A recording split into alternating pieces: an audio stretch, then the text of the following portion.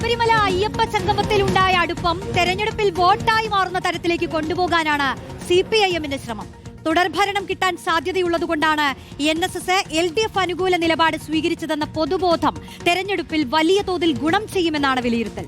Supreme കോടതി ഇനി case പരിഗണിക്കുന്നതുവരെ യുവതി പ്രവേശന കാര്യത്തിൽ നിലപാട് പറയേണ്ടി വരില്ല എന്നത് സർക്കാരിന് ഗുണകരമാണ്. റഹീസ് റഷീദ് നൽകും വിശദാംശങ്ങൾ.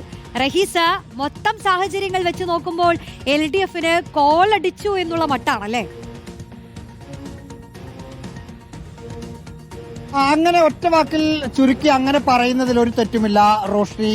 NSSനെ സംബന്ധിച്ച് വിശ്വാസത്തിൽ ശരിദൂരം, രാഷ്ട്രീയത്തിൽ സമദൂരം എന്നതാണ് സുകുമാരൻ നായർ കഴിഞ്ഞ ദിവസങ്ങളിൽ പറഞ്ഞ ഒരു വാക്ക്. അതിൽ രാഷ്ട്രീയത്തിലുള്ള സമദൂരം മാറ്റി അതുകൂടി ശരിദൂരമാക്കി അത് LDFനും സർക്കാരിനും അനുകൂലമാക്കാൻ എന്തൊക്കെ ചെയ്യാൻ കഴിയുമോ അതൊക്കെ ചെയ്യണം എന്നതാണ് CPIMും സർക്കാരും വിചാരിക്കുന്നത്. അതിൽ അവരുടെ മുമ്പിൽ ആകെ ഉണ്ടായിരുന്ന ഒരു തടസ്സം, രണ്ട് തടസ്സങ്ങളാണ്. ഒന്ന്, യുവതീ പ്രവേശന കാര്യത്തിൽ മുമ്പ് കൊടുത്ത സത്യവാങ്മൂലം മാറ്റുമോ എന്ന് പ്രതിപക്ഷം നിരന്തരം ചോദിക്കുന്നു. അത് മാറ്റിയില്ലെങ്കിൽ NSSന് അതൊരു നാണക്കേടുണ്ടാക്കും. അതുകൊണ്ട് ആ വിഷയത്തിൽ എന്ത് നിലപാട് CPIM എടുക്കും എന്നതായിരുന്നു പ്രസക്തമായ ഒരു കാര്യം. പക്ഷേ സർക്കാർ ഈ കാര്യം വിശദമായി സുപ്രീം കോടതിയിൽ മറ്റും അന്വേഷിക്കുമ്പോൾ പുനഃപരിശോധന ഹർജിയാണ് സുപ്രീം കോടതിയുടെ പരിഗണനയിൽ ഇപ്പോഴുള്ളത്. അത് പക്ഷേ ഉടനെയൊന്നും എടുക്കാനുള്ള ഒരു സാധ്യതയുമില്ല. ഏറ്റവും കുറഞ്ഞത് അടുത്ത നിയമസഭാ തെരഞ്ഞെടുപ്പ് വരുന്നതിന് മുമ്പ് അത് സുപ്രീം കോടതി പരിഗണിച്ച് സർക്കാരിന്റെ അഭിപ്രായം ചോദിക്കാനുള്ള ഒരു സാധ്യതയും ഇല്ല എന്നാണ് സർക്കാരിന് മനസ്സിലാക്കുന്നത്. സ്വാഭാവികമായും ആ പ്രതിസന്ധി അയഞ്ഞു. മറ്റൊന്ന്, അന്നെടുത്തിരുന്ന കേസുകൾ പിൻവലിക്കുന്ന കാര്യത്തിലാണ്.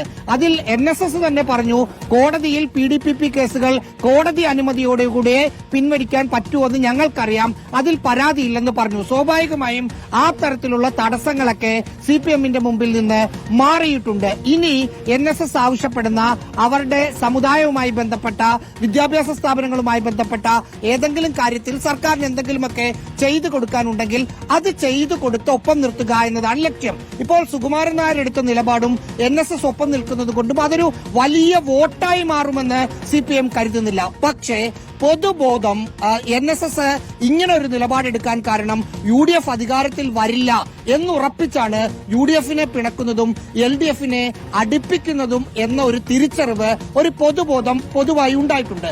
അത് നിഷ്പക്ഷരായ വോട്ടർമാരെ സ്വാധീനിക്കും. വീണ്ടും ഒരു തുടർഭരണം വരാൻ പോകുന്നു. അത് മനസ്സിലാക്കി NSSും SNDPയും ഒക്കെ സർക്കാരിനൊപ്പം കൂടി എന്ന ചിന്ത മറ്റു തരത്തിൽ വോട്ടായി മാറും എന്ന ഒരു നിഗമനത്തിലാണ് CPIMന്റെ നേതൃത്വമുള്ളത്. റോഷ്നി, അതാണ് റഹീസ് പറഞ്ഞതുപോലെ ഇനിയിപ്പോൾ ഒരു ഇഞ്ച് പിന്നോട്ടില്ല, എടുത്ത സ്റ്റാൻഡിൽ ഉറച്ചു നിൽക്കുന്നു എന്ന് NSS പറയുന്നു. അത് ഓരോ രാഷ്ട്രീയ പാർട്ടികൾക്കും നേതൃത്വത്തിനും മുന്നണികൾക്കും ഇത് എങ്ങനെ പ്രതിഫലിക്കുമെന്നുള്ളതാണ്. നമുക്കറിയാം, തെരഞ്ഞെടുപ്പാണ് മുന്നിൽ നിൽക്കുന്നത്. നിയമസഭാ തെരഞ്ഞെടുപ്പിന് മാസങ്ങൾ മാത്രം ബാക്കിയിരിക്കെ NSS നിലപാട് രാഷ്ട്രീയ നേതൃത്വങ്ങൾക്ക് വളരെ നിർണായകമാണ്. സർക്കാർ അനുകൂല നിലപാട് CPIMനെ സന്തോഷിപ്പിക്കുമ്പോൾ തെരഞ്ഞെടുപ്പിനെ സ്വാധീനിക്കുമോ എന്ന ആശങ്കയിലാണ് കോൺഗ്രസും BJPയും ഉള്ളത്. K. സജീഷ് വിശകലനം നടത്തും. സജീഷ്, കോൺഗ്രസ് നടത്തുന്ന NSSന്റെ കാര്യത്തിൽ UDF നടത്തുന്ന നീക്കങ്ങളെല്ലാം അടപടലം പാളുന്നു. അതേസമയം LDF നടത്തുന്ന നീക്കങ്ങളെല്ലാം അടിപൊളിയാവുന്നു. അങ്ങനെയാണോ? കോൺഗ്രസും BJPയും ഇനിയുള്ള ഓരോ നീക്കങ്ങളും സൂക്ഷിച്ചു വേണ്ടേ നടത്താൻ? ഒരിഞ്ച് പിന്നോട്ട് ഇനി പോകില്ല എന്ന് NSS നേതൃത്വം പറഞ്ഞു വെക്കുമ്പോൾ ഇനിയിപ്പോൾ എന്താണ് സംഭവിക്കുക? തെരഞ്ഞെടുപ്പതേ അടുത്തിരിക്കുന്നു. റോഷ്നി, നിയമസഭാ തെരഞ്ഞെടുപ്പിന് ഇനി മാസങ്ങൾ മാത്രമാണ് ബാക്കിയുള്ളത്. CPIMനെയും LDFനെയും സംബന്ധിച്ചിടത്തോളം തുടർച്ചയായി 10 വർഷം അധികാരത്തിലിരുന്ന ഒരു സർക്കാരിൻ്റെ ഒരു മൂന്നാം തുടർ ഭരണമാണ് അവർ ലക്ഷ്യമിടുന്നത്. സ്വാഭാവികമായിട്ടും 10 വർഷം അധികാരത്തിലിരുന്ന ഒരു സർക്കാരിന് ജനവിരുദ്ധ വികാരം നേരിടേണ്ടി വരും.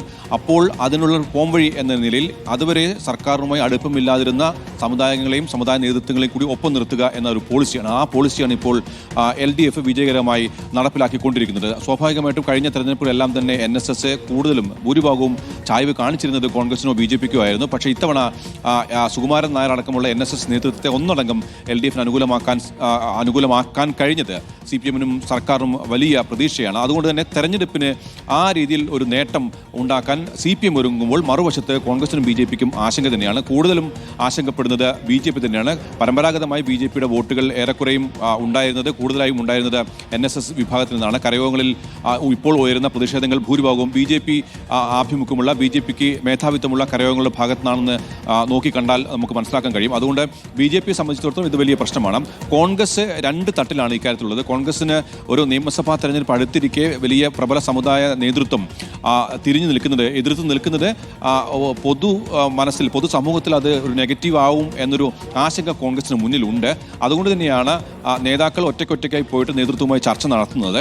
പക്ഷേ അതോടൊപ്പം തന്നെ NSS നേതൃത്വം ഒരു നിലപാടെടുത്തു കഴിഞ്ഞാൽ അത് അപ്പാടെ തെരഞ്ഞെടുപ്പിനെ പ്രതിഫലിക്കും എന്നൊരു ചിന്താഗതിയും കോൺഗ്രസിനില്ല. നമുക്കറിയാം വട്ടിയൂർക്കാവ് ബൈ ഇലക്ഷൻ നടന്നത് ശബരിമല നാമജപ അല്ലെങ്കിൽ ശബരിമല വിവാദം കൊടുമ്പിരിക്കൊണ്ടിരുന്ന ഒരു സമയത്തായിരുന്നു. അന്ന് NSS-ന്റെ നേതൃത്വത്തിൽ തന്നെ കരയോഗങ്ങളുടെ നേതൃത്വത്തിൽ തന്നെ LDF സ്ഥാനാർത്ഥിക്കെതിരെ വട്ടിയൂർക്കാവിൽ പ്രചരണം നടത്തിയിരുന്നു. പക്ഷേ എന്നിട്ട് പോലും വലിയ ഭൂരിപക്ഷത്തിൽ LDF അവിടെ വിജയിക്കാനുണ്ടായത്. അത് കേരളത്തിൻ്റെ ഒരു പൊതു രാഷ്ട്രീയ മനസ്സാണ്. അതുകൊണ്ട് നേതൃത്വം പറഞ്ഞാൽ അപ്പാടെ അനുസരിക്കുന്ന ഒരു വിഭാഗം NSS-ൽ ഇല്ല. അതുകൊണ്ട് വലിയൊരു തിരിച്ചടി ഉണ്ടാകില്ല എന്ന് വിശ്വസിക്കുന്ന ഒരു വിഭാഗവും കോൺഗ്രസിനുണ്ട്. എങ്കിൽ പോലും ഒരു തെരഞ്ഞെടുപ്പ് അടുത്തിരിക്കെ പ്രബല സമുദായ വിഭാഗങ്ങൾ എതിർത്ത് നിൽക്കുന്നത് അല്ലെങ്കിൽ അവർ തങ്ങൾക്കെതിരായ നിലപാട് സ്വീകരിക്കുന്നത് പൊതുവായി ബാധിക്കുമെന്നൊരു ആശങ്ക കോൺഗ്രസിനുണ്ട്. അതുകൊണ്ടാണ് ഇപ്പോൾ ഒറ്റതിരിഞ്ഞെങ്കിലും നേതാക്കന്മാർ NS നേതൃത്വത്തെ കണ്ട് അനുനയ നീക്കങ്ങൾ നടത്തുന്നത്. അതാണ് കെ സജീഷ് പറഞ്ഞ പോലെ അനുനയ നീക്കങ്ങൾ ഇങ്ങനെ പടിപടിയായി തന്നെ നടക്കുന്നുണ്ട്. പക്ഷേ ഇതിലൊന്നും സംഭവിക്കുന്നില്ല. പ്രത്യേകിച്ച് എന്തായാലും സുകുമാരൻ നായർ എടുത്ത സ്റ്റാൻഡിൽ ഉറച്ചു നിൽക്കുന്നു. അനുനയ നീക്കങ്ങളാണെങ്കിൽ പാളുന്നു. അതാണ് നിലവിൽ സംഭവിക്കുന്നത്.